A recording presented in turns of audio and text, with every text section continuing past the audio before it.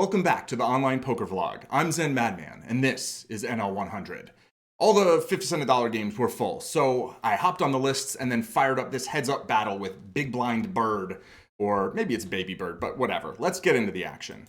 I get the button, and I get King Queen, so we're gonna raise, they call. I got two overs, backdoor straight, I guess, and I'm blocking some backdoor flush draws. Yeah, whatever. Anyway, I'm betting. I'm betting here a lot. I bet third pot, and they call, and I turn top pair. They check it to me, and I'm just going to fire out again. I think I could have gone smaller with this, but I decided to go 3/4. Actually, you know what? I take it back. This is a perfect bet size. I could have gone bigger even, but I like this sizing. I might not get that much action because I'm blocking some of the potential draws they could have picked up, but they could have hit a weaker queen. They could have a pair on the flop. Anyway, easy game, right?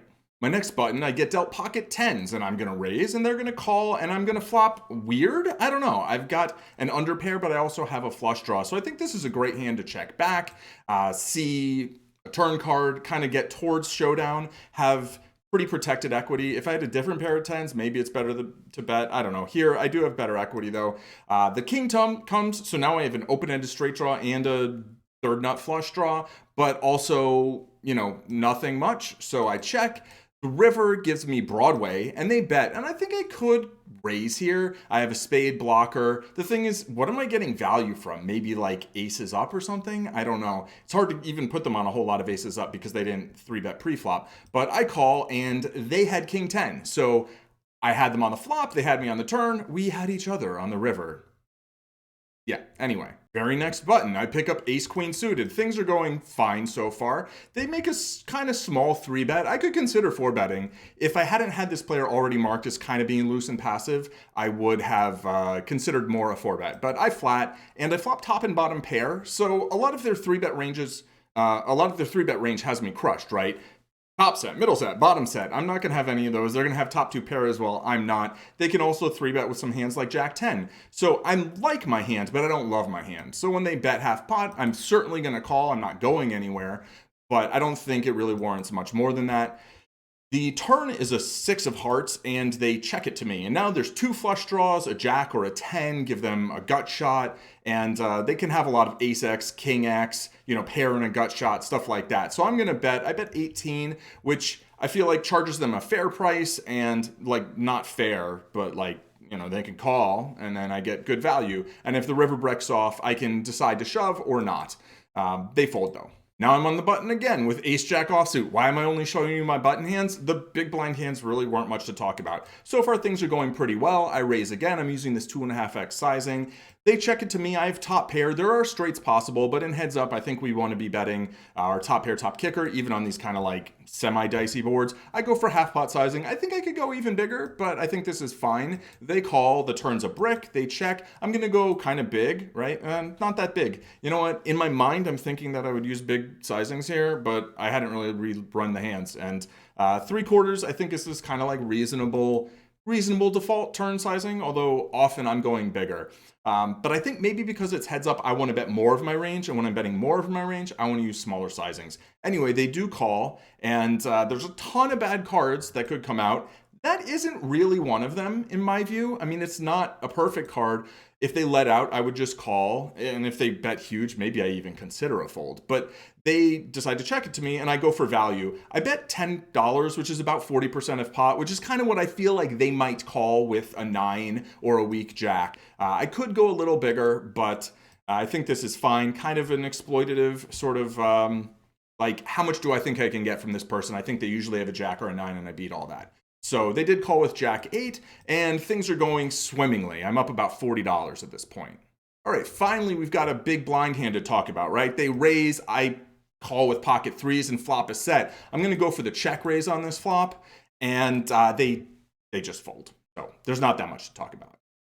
At this point, I've won 7 hands in a row, which tops the previous video of 7 hands. That doesn't top it. I'm going for the win. I'm going for 8. I could have made a video of just these 8 hands, but they're not all that interesting. I defend here. I could 3-bet. This is a hand that definitely can 3-bet. However, against a more passive player, I was thinking, maybe I'll just call. I'd been just kind of winning every hand, so it kind of felt like, I don't know, maybe I should just go for the 3-bet. play the rush, blah, blah, blah, whatever. I check the flop and they check it back, and I have the nuts now. So I'm certainly going to put a bet in. Oh, I'm not. Okay. They're going to put a bet in. Why did I check it to them? I guess I felt like they didn't have that much, and maybe they would bet here a lot. Ace 10, like of clubs here, I think I would definitely lead the turn, but I've got this very robust equity where I'm not worried about the flush getting there. Well, I'm worried about the other flush getting there, but I go for the check raise and they fold again. So that's 8 hands in a row. The next hand, in true to my style, I just open fold. And 9-5 offsuit, I think is maybe near the cusp of about the best hand you can fold, but maybe it's one of the worst hands you could raise. So maybe I should have played it. I don't know. Things were going just so well.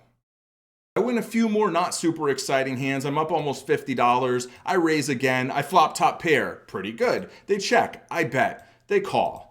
The turn's like a brick, right? I mean, ace 5 got there, 5-6 got there. I don't think it's that likely that they have those, or any of the 2-pair combos, not super likely. So when they check, I'm going to bet. I bet $4 though. I think I should have gone bigger here. I think I should have kept with that 3/4 pot sizing. And especially because any ace X, I think, is going to peel here a lot, and it's going to have 10 outs. And if it folds, I'm not too upset about that. But if they did call with their ace X, I don't see any reason to turn this hand into a bluff. I'm going to check it back. And in fact, this is perhaps the turning of the tide. They have top pair, a good kicker, a flush blocker. I don't think they were going anywhere if I tried to bluff with this. They win the pot. Well, I folded the 9-5 offsuit, but I'm going to raise the 7-5 offsuit. It connects better than the other ones, so I think it's a better hand. They 3-bet. Normally this is a hand I'm folding to a 3-bet, but they 3-bet to like the minimum. The minimum would literally be 4, but they 2x my bet. I'm not going anywhere getting 3-1. We see a flop. I flop a pair. It's the middle pair. The ace is a pretty reasonable card for them to have, so when they bet, I'm not going to raise or anything, but I'm going to call. I'm going to take one off. Turns another ace. They check. I think they're probably going to have a lot of pocket pairs smaller than an ace. Now, a lot of those could keep betting here, and the bigger ones maybe would have checked the flop. So I'm not certain about my logic here. When they check it to me, I decide to check it back. I think this is a reasonable spot to make an inflection bet, maybe $7 or $8, something like that. Let me know what you think. The river's an 8. They check, and that looks pretty harmless. I think my hand's usually good, and I think about trying to value bet against, I don't know, king high, pocket 3s, pocket 4s, but I check it back, and it turns out that they had a 3-outer on the turn. They certainly would have folded it. It's generally pretty harmless to give a 3-outer a free card, but alas, they got there, and they're winning back a substantial amount of the money that they had previously lost to me. All right, this is maybe one of the more interesting hands. I think I raise ace 7 suited. Now this is literally the minimum. They have literally clicked it back. When people do this, I think their range is basically monsters and trash. That's generally hands that mostly want to 3-bet, but aren't super psyched about it. I feel like they don't do this. I feel like people do this with pocket aces, pocket kings, ace king, and then 9-4 suited, or just really weird stuff. 3-deuce offsuit. So I call, I flop an ace, they check it to me. I'm like, yeah, okay. I think I either have you crushed or you have me crushed. So let's see another card. And the turn's a 6. And they say, hey, how about a half pot bet? And I'm like, that sounds like exactly what I was going to bet if you were going to check. Let's do that. And then the river's a king, and they decide to bet 3/4 now. And I kind of I'm torn, because I feel like, first of all, structurally, this is just, I think, a pretty clear call down in terms of balance and all that, right?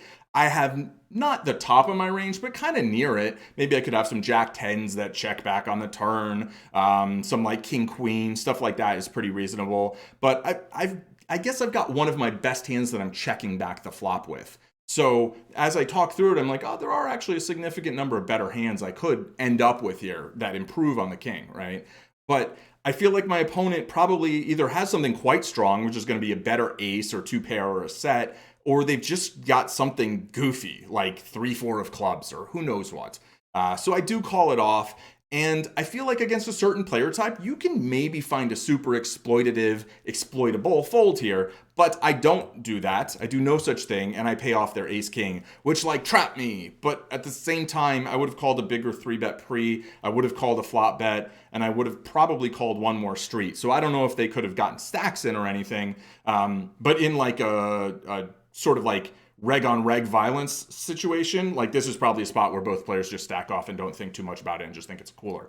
So On the one hand, like I lost about 20, but on the other hand, I could have lost a lot more. So I probably shouldn't feel too bad about it. Anyway, I'm just giving them back their money. We actually got a substantial number of heads up hands in, which was nice. The table's going to fill in pretty quickly after this hand.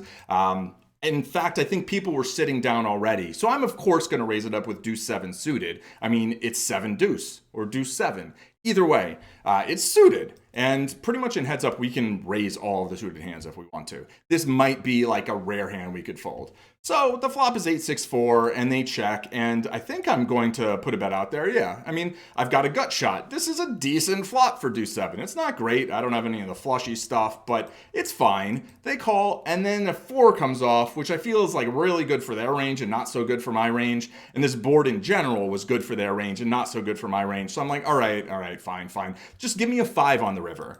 And they give me a 6, which is like close to a 5. So they check. I've just barely missed both times. The flushes come in.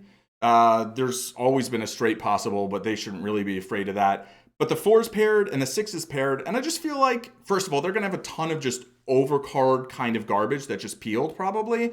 Even if they have a flush, they can't be thrilled. It looks like I could have played a 6 this way. So you know what? I've got deuce 7. There's only one way to win. Put the chips in and they fold.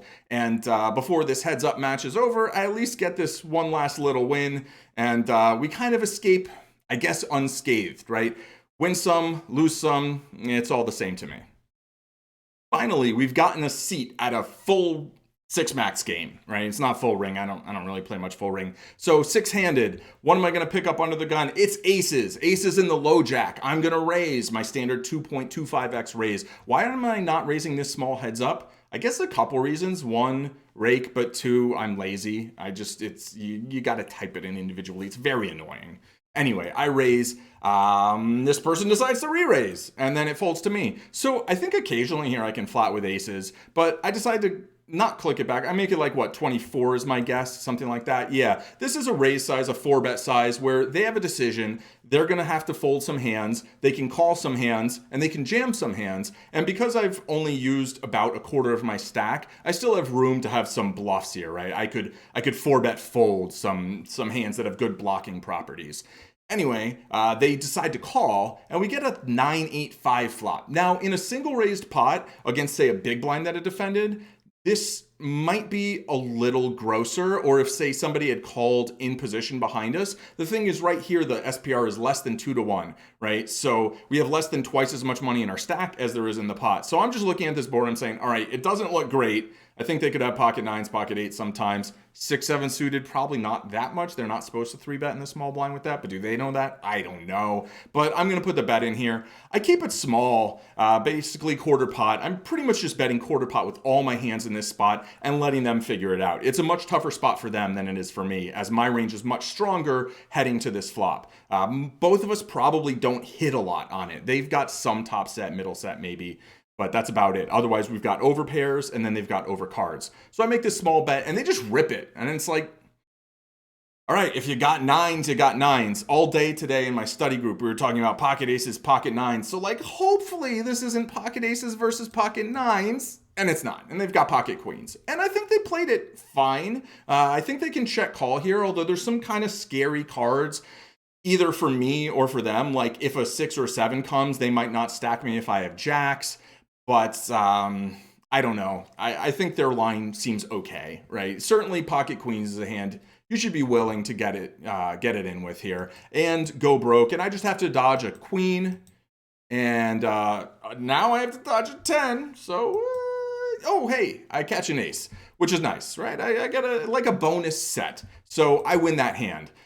So I had this nice like upswing in the heads up, and then I lost it all back. And then now here, I've gotten this nice satisfying win. Just won a stack, and it's like, yeah, we could call it a session, or we could play a few more hands. And the first thing I was thinking in this hand was like, if I had queens and they had aces, like the same thing happens, right? Like I lose a stack. So, a few hands later, I have queens. And I raise. I'm the hijacked because lefty's sitting out now. And there's a cold call and now a 3-bet. And so I'm thinking like, what, do I have queens and they have aces? Like just like 2 orbits later. Like I was just prophesizing. With this other player behind me, I think I want to 4-bet. Now, I've since looked into the situation a little bit more, and actually, I think flatting here is a quite viable option. The 4-bet is, I think, pretty much about the correct size here, right? It's basically pot plus 1x, 1 times my bet, more or less, just a little bit more. So I find this sizing 27, I think maybe a little smaller. It's hard for me to credibly have hands that I'm going to make 27 and then fold. Like I can, but it's like a little dicier. So it folds around to them and they just rip it in. And I'm like, all right, let's go. If you have aces, you have aces. They don't have aces, they have kings. And maybe I can bink a queen, you know? That set magic that I had earlier, no, here's the 9 high flop again, would have been nice to save for this river, but I didn't. So, you know, easy come, easy go. Sometimes you win, sometimes you lose, and sometimes it rains.